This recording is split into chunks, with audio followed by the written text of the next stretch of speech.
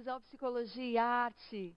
Eu, Adriana Poteschi, juntamente com o brilho da voz de Ziza Fernandes, de nossa maestrina Janaíne, estamos aqui para falar mais algumas coisas sobre essa nossa vida. Oi, gente, hoje nós vamos conversar sobre um tema interessante, sobre bipolaridade. Você vai conhecer um pouquinho da vida de alguns artistas que construíram a sua obra apesar da doença ou sobre a doença também. Você vai poder conhecer um pouquinho mais e identificar ao seu redor onde é que ela está escondida. E com uma alegria imensa e um orgulho, temos hoje um convidado muito especial, o Dr. Alexandre Caran, que é vice-presidente da Sociedade Paranaense de Psiquiatria. Muito obrigada por ter aceito o nosso convite, doutor Alexandre. Eu que agradeço o convite e agradeço a oportunidade de estar falando um pouquinho sobre um tema tão importante aí para todos. Que bom. E você, já se sentiu triste, depressivo, um pouco sem sentido, talvez até com falta de esperança? Já se sentiu com vontade de sair às compras? Perdeu o sono? Será que são só sintomas isolados, esses que você sente? Ou talvez, somando eles, você possa ter uma patologia? Nós vamos ver melhor sobre isso hoje. Ou conhece alguém assim? Que tem alterações absurdas de comportamento? Hoje você vai conhecer um pouquinho de uma pessoa muito interessante, que eu sou extremamente fã, adoro o trabalho dele, trabalho sensacional e uma pessoa que sofreu muito, perturbadíssima na vida. Ele se chama Van Gogh, é um pintor holandês, Vincent Van Gogh. Ele nasceu em 1853, morreu em 1890. Ele era portador desse transtorno bipolar. Ele experimentou momentos absurdos de depressão e de emoções altíssimas. E uma situação o levava a agir de forma muito hostil e agressiva por diversas vezes, e por outras ele podia se sentar e escrever longamente, como é prova disso, as 800 cartas que ele escreveu ao irmão, que era esse que administrava as suas obras e guardou as suas obras pela vida inteira. Van Gogh nunca viu um quadro seu vendido enquanto ele estava vivo. Só depois da sua morte é que os seus quadros começaram a ficar muito famosos, e ele tinha uma capacidade gigantesca de transpor mesmo o que ele tinha e transformar em beleza, e transformar em arte. É interessante que ele tinha uma visão distorcida da realidade, conseguia fazer isso aparecer na sua pincelada. Era o jeito que ele enxergava a vida, era o jeito que ele fazia com que o pincel andasse. O nobríssimo pintor dos azuis, né? O cara que mais administrava bem as tonalidades frias.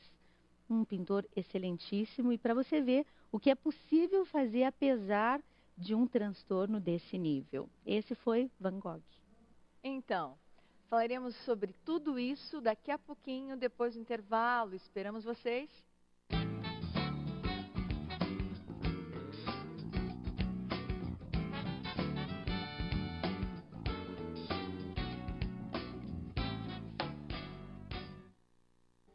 Bem aqui dentro no silêncio, há tanta dor no esquecimento, já não tem nome nem respeito, me invade sem pedir. Sinto escondido aqui em mim a força de um tempo que passou, preciso ainda dar mais tempo. A vida em mim gritou, vim te buscar, pois já não sei como fazer. Vim te amar, pois já não sei pra onde correr.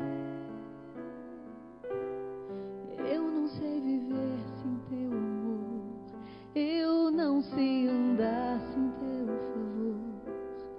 Rasga meu peito. Bem aqui dentro no silêncio, há tanta dor no esquecimento, já não tem nome nem respeito, me invade sem pedir. sinto escondido aqui em mim a força de um tempo que passou. Preciso ainda dar mais tempo. A vida em mim gritou: vim te buscar, pois já não sei como fazer. Vim te amar, pois já não sei pra onde correr. Eu não sei viver sem teu amor. Eu não sei andar sem teu favor. Rasga-me o peito, rasga-me o peito.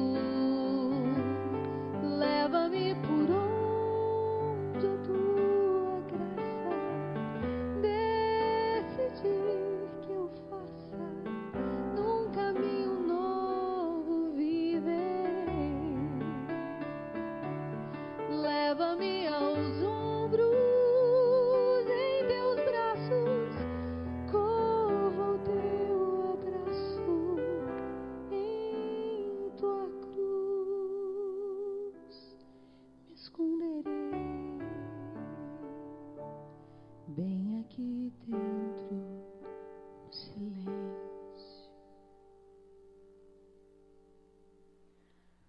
A vida às vezes grita no peito, como diz a música de Ziza Fernandes.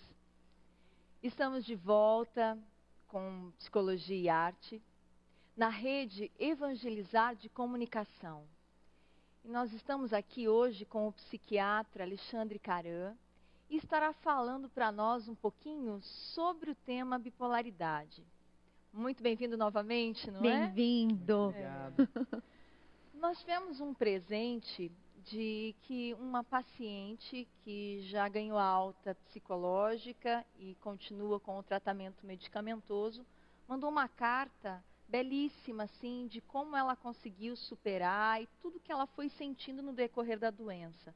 Então, me permitam que eu leia alguns trechos dessa carta. Pode ser, doutor? Com certeza. A bipolaridade me levou ao fundo do poço em primeiro lugar. Não comia mais, apenas tomava água. Cheguei no consultório pesando 45 quilos e com uma vontade de morrer enorme. Mas, na verdade, eu não queria morrer. Eu queria fugir dos problemas. Então, nos fala um pouquinho, que sintomas são esses? Que doença é essa que pode chegar à morte de uma pessoa, doutor? Perfeito. Então, a característica principal, né, do transtorno bipolar seria uma alterações significativas do humor, né? Então, alterações do ânimo, da disposição, da vontade de fazer as coisas, seja para mais ou para menos, tá? Sem motivos externos. Isso é um ponto importante a gente falar, porque às vezes se confunde até que ponto que é normal ser assim, que é normal ter oscilações de humor, né? E justamente esse ponto que separa o que é normal do que não é normal é o ponto que a alteração de humor para baixo ou para cima, vamos dizer, um estado de tristeza, com motivo que justifique isso, é uma tristeza normal, né? Agora, a gente chama de depressão, ou de um quadro clínico de depressão, quando essa tristeza acontece sem uma justificativa para isso. Esse seria, né, um momento em que a gente pensa num transtorno, que a gente pensa que essa tristeza é excessiva, é demasiada, e no caso seria anormal, né? No quadro bipolar a gente teria então fases de depressão, em que a pessoa perde a vontade de fazer as coisas, principalmente o prazer em fazer as coisas, perde energia, perde a disposição, pode ter alterações do sono e do apetite, como foi falado na carta, pode ter pensamentos negativos, ideias de que seria melhor não estar vivo, em alguns casos até de tirar a própria vida. E em outras fases da doença poderia ter fases que a gente chama de eufases maníacas, ou fases de mania, ou fases eufóricas, em que a pessoa tem o contrário disso, muita energia, muita disposição, acima do seu normal, né? Com muito mais vontade de fazer as coisas, com muito mais prazer em fazer as coisas, às vezes também com alterações do sono, como por exemplo, menor necessidade do sono, dormindo menos e não sentindo cansaço, fazendo muitas coisas e não conseguindo concluir, com sensações de grandiosidade, se sentindo muito poderoso, Isso na fase eufórica. Na fase eufórica, exatamente. E nessas situações podendo, como você citou no início, fazer gastos em demasia, gastar mais do que realmente poderia, e ter outras atitudes irresponsáveis, como eventualmente o uso de substâncias, uso de drogas, ter relações sexuais fora do relacionamento, associado a essa fase da doença. Então isso eventualmente pode acontecer. E em quadros mais extremos, que a gente chamaria de transtorno bipolar tipo 1, que é um subtipo da doença, a gente pode ter até alucinações e delírios nessa fase, tanto na fase eufórica quanto na fase depressiva da doença. Agora, tem um tempo para cada momento, para cada fase de depressão e euforia? Quanto tempo dura cada uma dessas coisas para quem está nos ouvindo conseguir identificar isso? Perfeito. Não tem uma resposta precisa para isso, porque varia muito de caso para caso. Então, tem pacientes que vão ficar, digamos, dias, semanas, meses em depressão e, eventualmente, alguns dias, semanas ou meses em euforia. Da mesma forma que a gente pode ter pacientes que têm essa variação com mais rapidez, né? E até, inclusive, situações que eu não falei no início, mas que a gente pode ter fases mistas, em que, ao mesmo tempo, a pessoa pode ter sintomas depressivos e sintomas eufóricos misturados, o que é uma fase difícil, complicada, em que o sofrimento é muito grande, ou seja, a pessoa pode estar com pensamentos de morte e ter muita energia, pode estar com muita disposição, muita energia, o pensamento acelerado e querendo morrer, por exemplo. Tá? Ou o contrário, tá com o pensamento lento, estar lenta e eufórica ao mesmo tempo.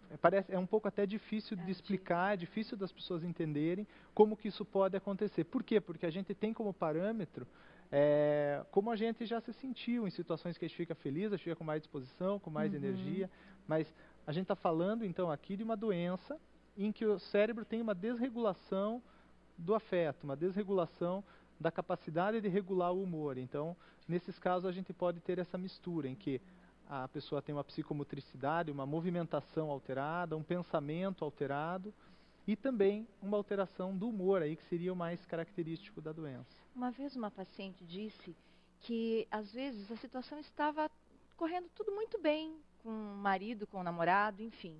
E era uma sensação tão ruim que ela sentia dentro dela, que ela tentava provocar algo no externo para justificar o quanto ela estava mal por dentro. Às vezes nem é que estava com ciúme, mas ela provocava um sintoma, uma crise de ciúme, para justificar esse incômodo por dentro. Porque não deve ser muito simples, né? Porque você não tem o controle dessa disfunção no cérebro, é isso, doutor? Exatamente, exatamente. É interessante porque, assim, muitas vezes isso é o que gera um certo preconceito, uma visão distorcida do quadro, em que as pessoas ao redor falam assim, mas por que está assim, né? Não tem vontade de fazer nada, não sai da cama, não tem prazer em fazer, está tudo bem na tua vida, né? E muitas vezes vamos dizer, essa descrição que a pessoa de fora vê, essa característica que a pessoa vê, que está tudo bem, mesmo assim a pessoa está mal, é justamente o que caracteriza o problema. É quando acontece sem ter uma justificativa, sem ter um motivo. Se não tivesse nada bem na vida dessa pessoa, ela tinha razão para estar triste.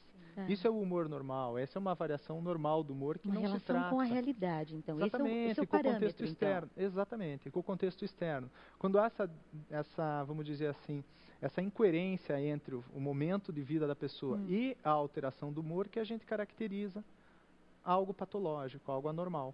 Agora, quando a família aborda esses contrastes tão duros, assim, e essa pessoa não aceita muito que os faz. Eu não sei como é que é o nível de consciência dessa pessoa, desses extremos de atitudes. O nível de consciência talvez você quis dizer no sentido de percepção. De percepção, disso. isso mesmo. Perdão. Varia muito de caso para caso, ou seja, tem pacientes que percebem realmente que estão fora do seu normal, que percebem que aquilo é exagerado e que realmente precisam de ajuda. Sim. E outros muitas vezes não, acreditam que isso aí é uma fase que vai passar, né? E pior, pode passar.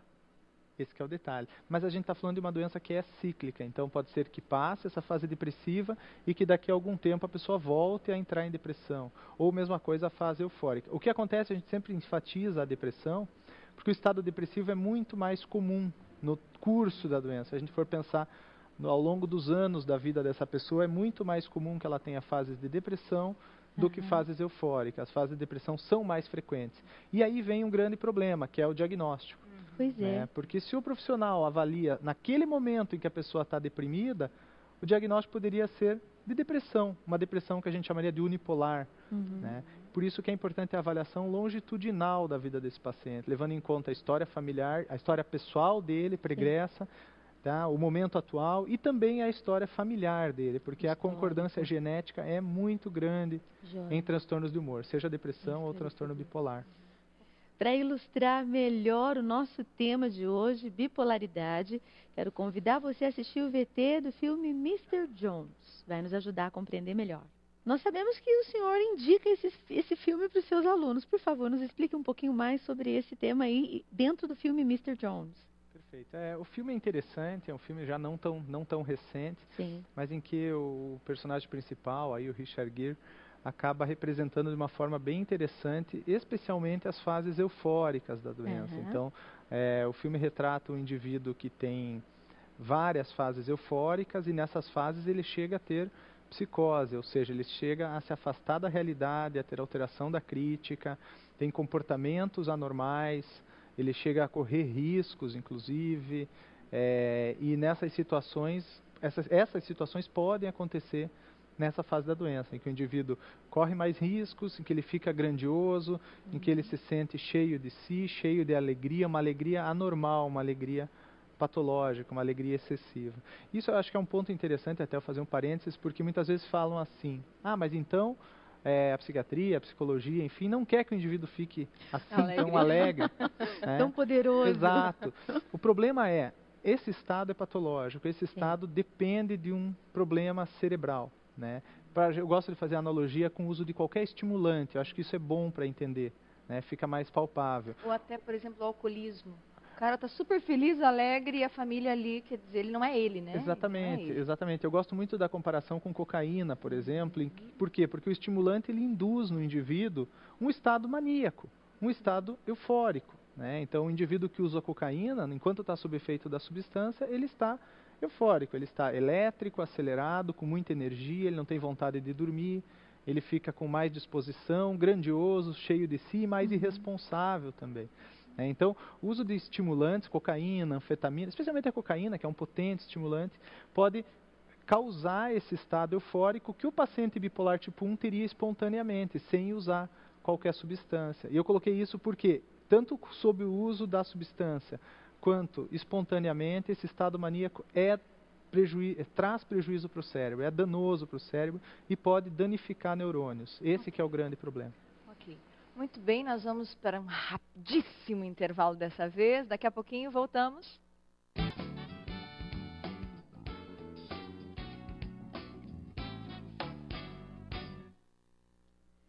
Estamos de volta pela Rede Evangelizar com o nosso programa Psicologia e Arte. Estamos com o Dr. Alexandre, com a doutora Adriana, conversando sobre bipolaridade. Às vezes a gente imagina que a bipolaridade só acontece em alguém que tem deficiência de educação, que não teve uma oportunidade na vida de estudar e envereda para a loucura. A gente delira às vezes para compreender esses distúrbios, esses transtornos. Mas eu queria te contar que isso acontece em gente de altíssimo nível intelectual. É o caso deste poeta americano chamado Robert Lowell, que já numa visita à Argentina resolveu escalar todos os movimentos, os monumentos do país. Chegou ao ponto de, num desses monumentos, fazer um discurso nu. Sofria severamente de bipolaridade. Robert Lowell, um grande poeta. Como é que é isso, doutor? Como é que acontece isso numa genialidade, uma genialidade tão alta numa pessoa de um nível intelectual altíssimo? Perfeito.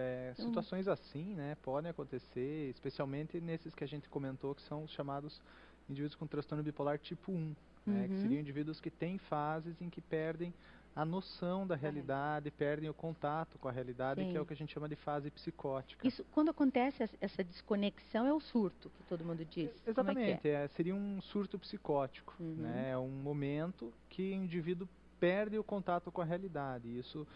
Lembrar que isso não é exclusivo da doença bipolar, a gente pode ter isso é muito comum na esquizofrenia, né? A gente pode ter em outras situações também, mas tanto a fase depressiva quanto a fase maníaca da doença bipolar podem fazer psicose, ou seja, onde o indivíduo perde o contato com a realidade, altera então a sua crítica, o seu juízo da realidade e pode ter alucinações, ou seja, ouvir vozes, ver coisas que não existem, ou ainda ter, normalmente acontecem juntos também, delírios, em que ele tem crenças irreais, pensamentos que são resistentes à argumentação e que são anormais.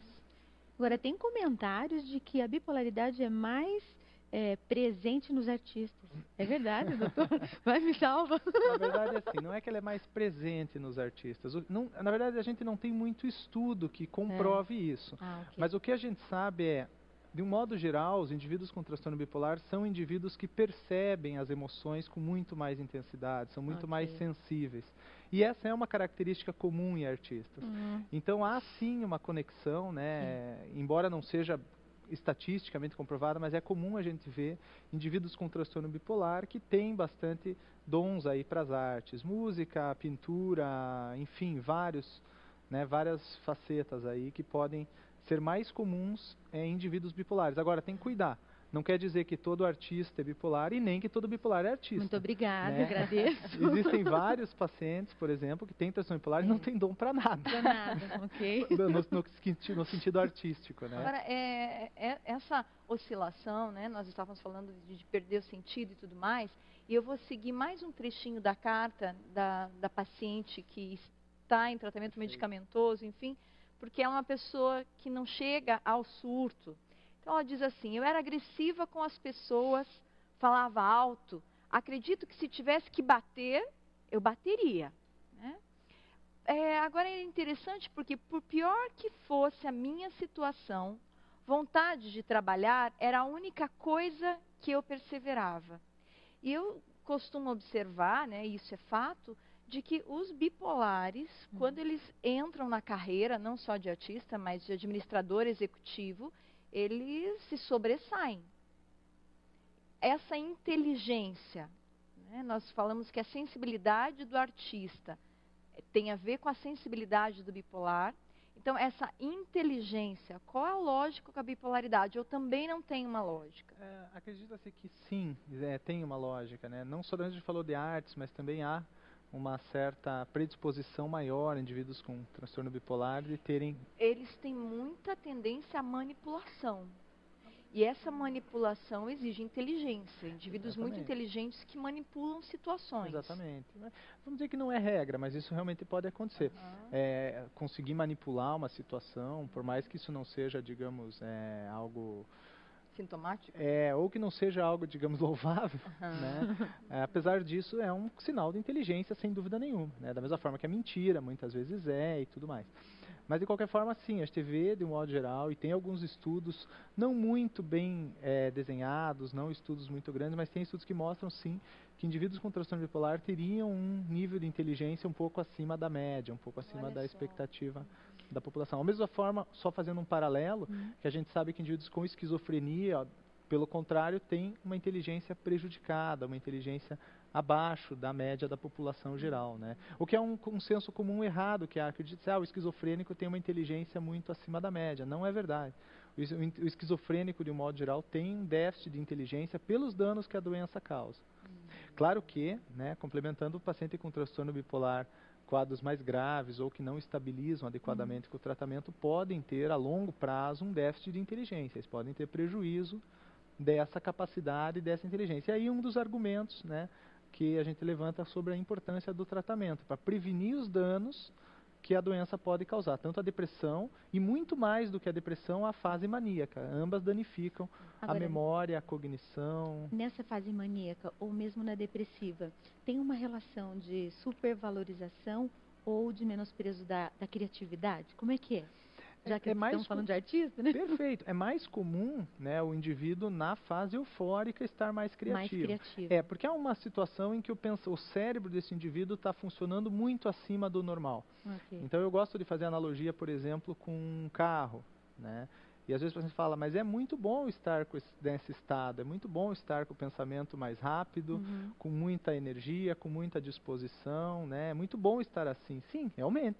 Né? A gente não pode negar que é bom, é satisfatório, é gratificante, mas o grande problema é esse estado é igual a um carro, e eu gosto de fazer essa analogia, um carro que você vai turbinar, né? Se você vai colocar turbo no motor do teu carro, ele vai funcionar melhor, sim, ele vai render mais, sim, o desempenho dele vai ser muito acima do normal, mas isso tem um custo, certo? E é esse custo que é a ideia a gente prevenir tratando o episódio eufórico, tratando o episódio maníaco, seja psicótico ou não. E esse custo pode, inclusive, significar perder as pessoas que ama, né? Porque é muito difícil conviver com o paciente bipolar que não é tratado, A que não é responsabilidade estável. deve ser extremamente exigente, né? Com certeza, o custo social eu acredito que seja o mais, digamos, que aparece mais a curto, médio prazo. Né? Porque é o segundo motivo de afastamento do trabalho, a bipolaridade. Estatisticamente. Perde para depressão, terceira esquizofrenia. É uma disputa importante, esses três quadros. Mas os quadros psiquiátricos, do modo geral, estão entre as principais causas de incapacidade do trabalho. Claro que varia aí de ano para ano, mas com certeza é bastante frequente isso. Né? Vamos cantar um pouco de pouco da letra de um grande artista brasileiro que acho que soube transformar sua loucura em beleza.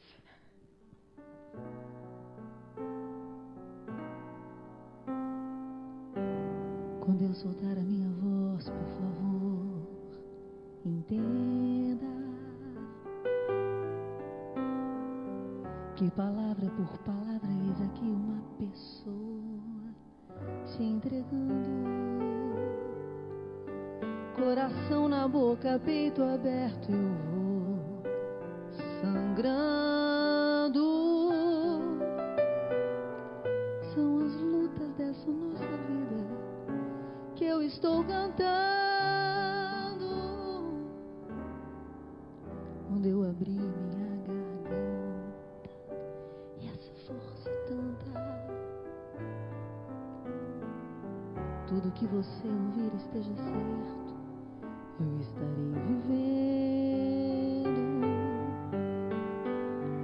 Veja o brilho nos meus olhos e o tremor das minhas mãos, e o meu corpo tão suado, transbordando toda raça e emoção. E se eu chorar e o sal molhar o meu sorriso, não se espante, cante, que o teu canto é minha força para cantar. Quando eu soltar a minha voz, por favor, entenda, é apenas o meu jeito de dizer o que é amar.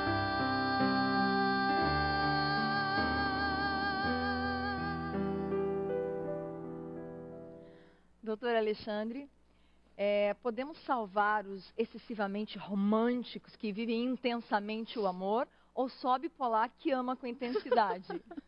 Não, com certeza não, né? A ideia é que a gente, que as pessoas tenham emoções normais, intensas, né? Seja positivas no sentido de alegria ou de tristeza intensa, e não necessariamente isso é patológico, isso é doença, né? Acho que isso é importante fazer essa diferenciação, né? Porque deve ter pessoas em casa pensando, ai, acho que sou bipolar. Sim. E inclusive o modismo me assusta. Pois é, isso Porque é verdade. Não sei nem qual é a sua opinião sobre isso, porque hoje em dia é chique, né? Ai, eu sou bipolar, desculpa. Não Teve uma autora que mencionou que é a síndrome da cara de pau, porque justifica que enlouqueceu, surtou, não, é porque eu sou bipolar, né? E se justifica atrás de um sintoma que é muito grave. Sim. Que pode atrapalhar até contratações de trabalho. Com certeza. E se a gente for pensar em estatística, quadros bipolares tipo 1, como esse do filme do Mr. Jones, em que o indivíduo tem alterações da crítica, do comportamento e tudo mais, estima-se que em torno de 1% da população. Né? A mesma estatística que mostra, a mesma estatística que a gente tem na esquizofrenia, também em torno de 1% da população. Quadros que a gente chama de bipolar tipo 2, onde a gente não tem a fase eufórica tão intensa, mas tem depressões, e quadros que a gente incluiria num grupo chamado de espectro bipolar, que são indivíduos que não necessariamente se enquadram nas classificações oficiais, mas que têm ou uma genética de transtorno bipolar e algumas características no quadro depressivo que sugerem para a gente que esse indivíduo provavelmente tem uma genética de transtorno bipolar, embora não manifeste a doença, ou seja, praticamente todo esse grupo entraria aí numa estatística em torno de 5% da população. É muita coisa, né? É muita coisa, É muita coisa. por um lado. Mas, por outro lado, se a gente for pensar, 95% da população não tem. Aham, Então, é muito difícil a gente dizer... Você do otimista. Né? É porque é muito difícil a gente dizer... Porque algumas pessoas colocam assim, então hoje em dia quem não é um pouco bipolar, quem não é um pouco depressivo? 90% a 95% da população não é um pouco bipolar. Trouxe um texto e eu iria ler, mas eu gostaria que o senhor mesmo lesse, por favor, Sem e comentasse. problema. Perfeito.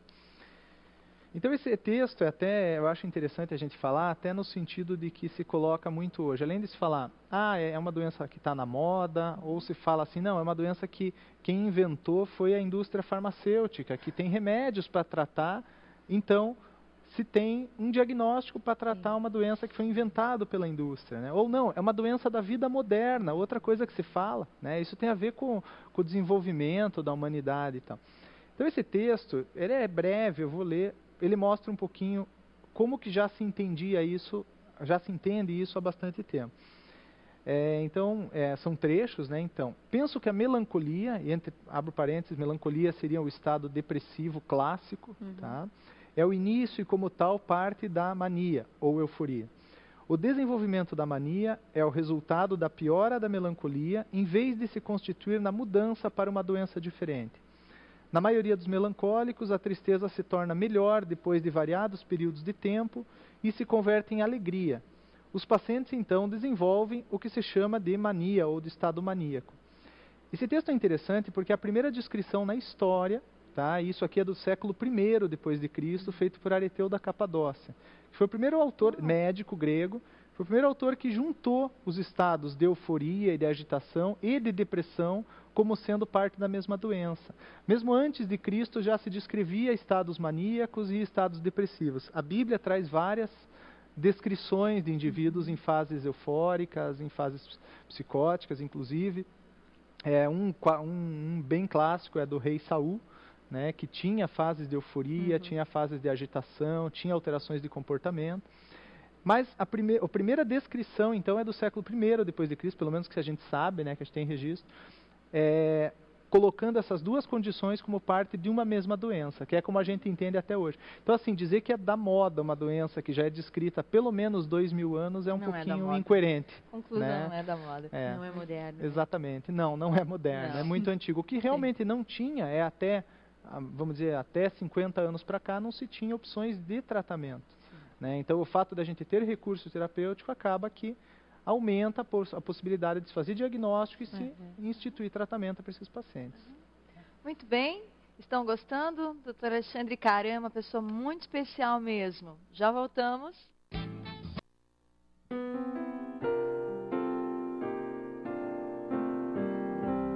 Eu quero uma casa no campo, onde eu possa compor muitos rocks rurais.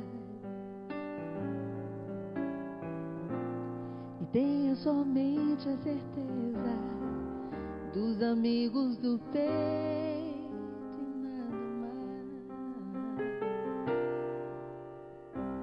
Eu quero uma casa no campo, onde eu possa ficar do tamanho da paz. E tenha somente a certeza dos limites do corpo e nada mais. Eu quero carneiros e cabras pastando solenes no meu jardim. Eu quero o silêncio das línguas cansadas. Eu quero esperanças de óculos e filhos de cuca legal. Eu quero plantar e colher com a mão a pimenta e o sal.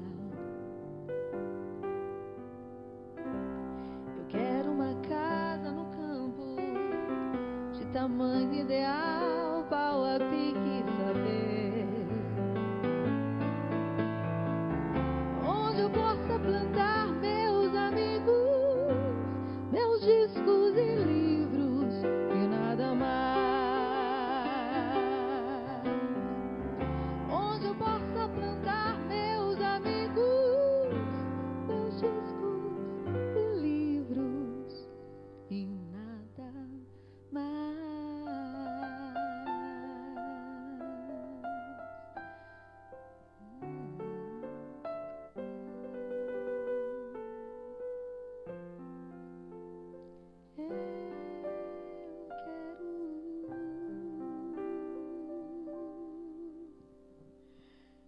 Vamos falando desta vida de artista.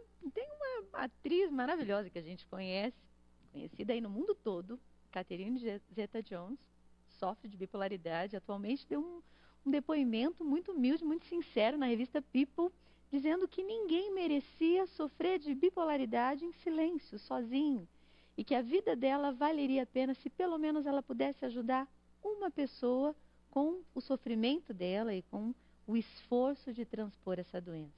Agora a gente vai conversar um pouquinho mais sobre isso para deixar nós, com alma de artistas, assim, um pouco mais tranquilos. Doutor, fala um pouco mais, nem todo artista é bipolar, não é?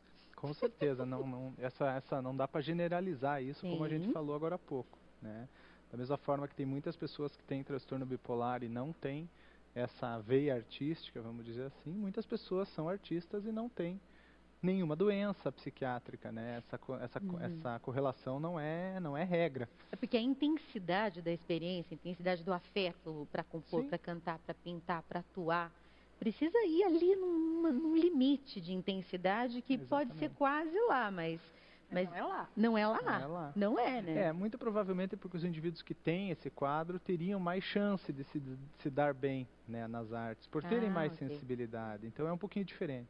A gente pode pensar nessa porcentagem também, que você falou agora há pouco, do 95 e do 5, mas não Em dá para relação a artes, aos talvez artistas que esse sofrem de pois é, bipolaridade. eu não conheço nenhum estudo que mostre esse percentual. Então acho que o que a gente falar eu vou estar chutando. É. Mas talvez esse percentual no grupo de artistas seja um pouquinho maior do que a população geral, né? Porque os indivíduos com quadros de bipolaridade teriam mais tendência, né, a dou mais dons para as artes. Então talvez essa estatística seja diferente, mas eu desconheço qualquer estudo sério assim que possa realmente dar um número para a gente.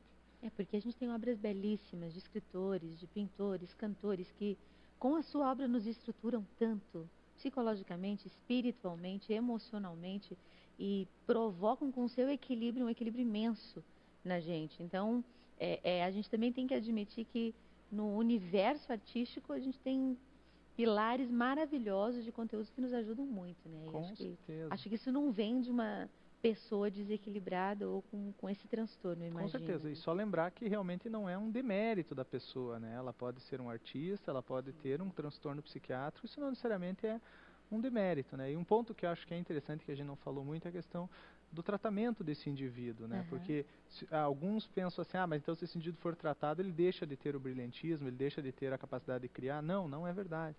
Né? Realmente ele poderia, digamos, ser muito mais bem aproveitado, né? Poderia aproveitar mais esse talento. O Van Gogh, que vocês citaram no começo, né? O quanto será que ele produziria mais se ele tivesse... Claro, na época não existia nenhuma forma de tratamento adequado, mas quanto mais será que ele produziria? Talvez ele não tivesse, num surto psicótico, cortado a própria orelha. Talvez ele não tivesse vindo a se suicidar e tivesse, mais ainda, tivesse aproveitado, né, os frutos do seu talento, que ele não aproveitou, né? Ele acabou morrendo com tudo desconhecido. Então a ideia não é dizer, todo artista é bipolar, mas se a pessoa tiver sofrimento por causa desses sintomas, e acho que esse tem que ser o diferencial de buscar ajuda, né? Aí sim teria que ser buscado ajuda no intuito de melhorar. E existe cura com essa medicação, com esse controle? Atualmente não, né? Se a gente for pensar o que tem de medicação para tratar quadros de transtorno bipolar, a gente tem aí por volta de 50... Exatamente, a gente tem aí por volta de 50 anos, né, que a gente tem tratamentos. Talvez eu não colocaria a palavra ameniza, mas equilibra, estabiliza. Porque essa é a busca. O que a gente tem atualmente comprovado para tratamento dos quadros de transtorno bipolar, seja o bipolar tipo 1, que é esse quadro que faz psicoses, ou o quadro tipo 2, que a gente vai ter quase só depressão e fases que a gente chama de hipomania, onde a pessoa fica um pouco acima do normal em momentos, em fases.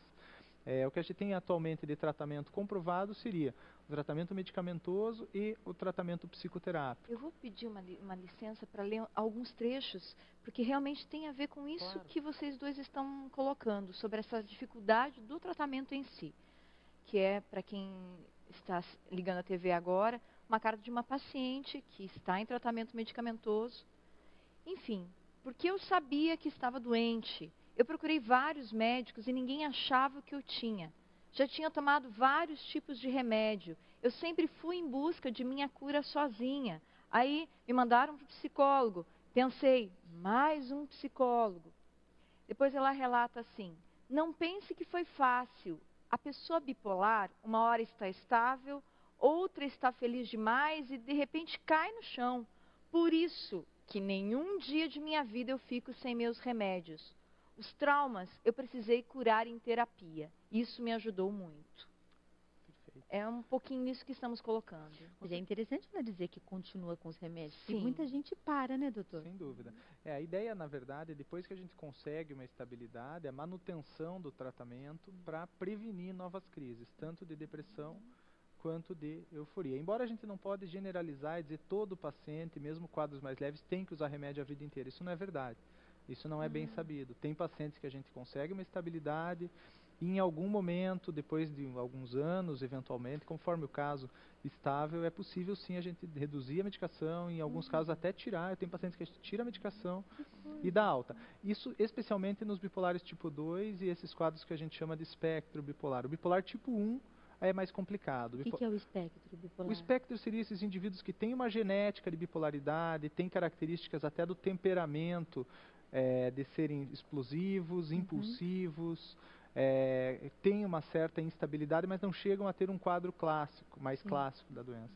Agora, o bipolar tipo 1, que é o quadro em que a gente teria euforias clássicas, graves, como o do filme do Mr. Jones mostra, esses indivíduos, em princípio, precisariam estar usando a medicação sempre. Da mesma E forma não que só um a medicação, não é? hipertenso, O senhor estava comentando no psicoterápico. intervalo a respeito da soma das coisas, o Com quanto isso certeza. é importante. Com certeza. Tem estudos comprovados, pelo que o senhor estava colocando. Sem dúvida. O que a gente tem mais comprovação é com a combinação do tratamento medicamentoso e psicoterápico. Não só para transtorno bipolar, outras doenças psiquiátricas também. Depressão, esquizofrenia. A psicoterapia tem um papel muito importante, tanto para a pessoa aprender a lidar com adversidades, sem ter, eventualmente, flutuações do humor, tanto para aumentar a adesão ao tratamento. Muitas vezes, sem a psicoterapia, a pessoa não aceita que ela precisa do tratamento medicamentoso, né? Porque a ideia do tratamento medicamentoso é estabilizar as flutuações do humor, né? E como a gente sabe, problemas externos todo mundo tem na vida, situações adversas todo mundo tem.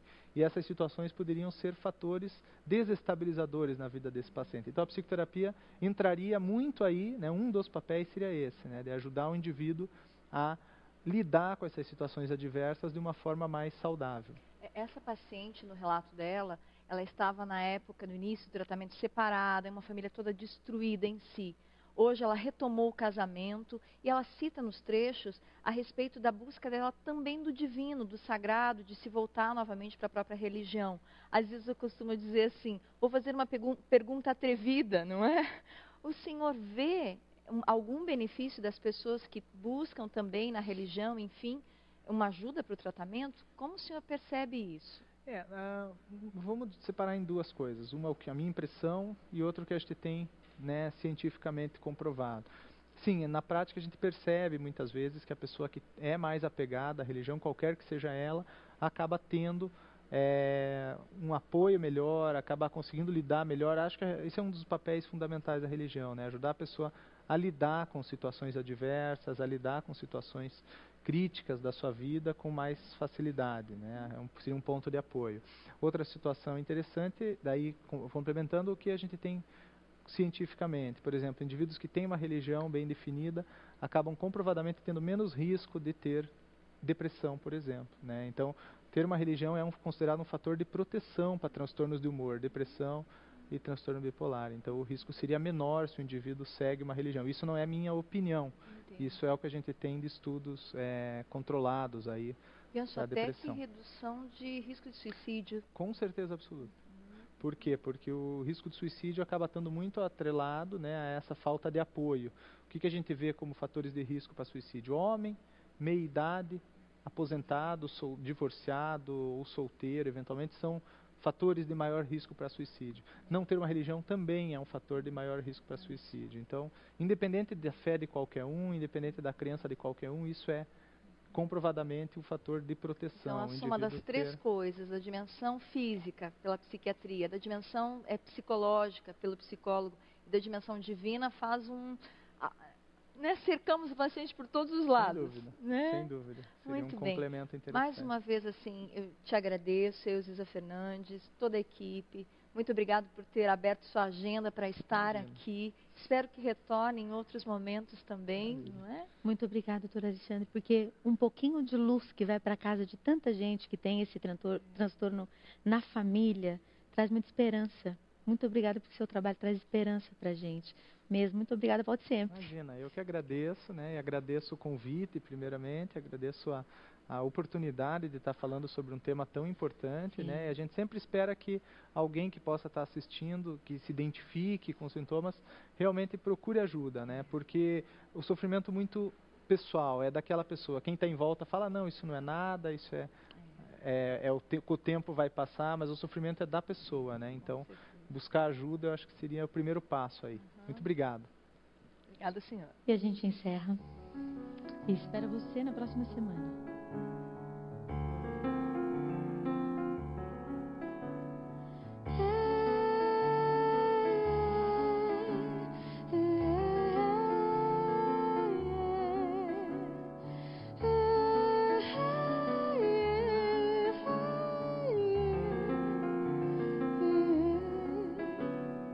Deixe-me ser pleno de dúvidas frente a certezas. Deixe-me ser fraco antes forte.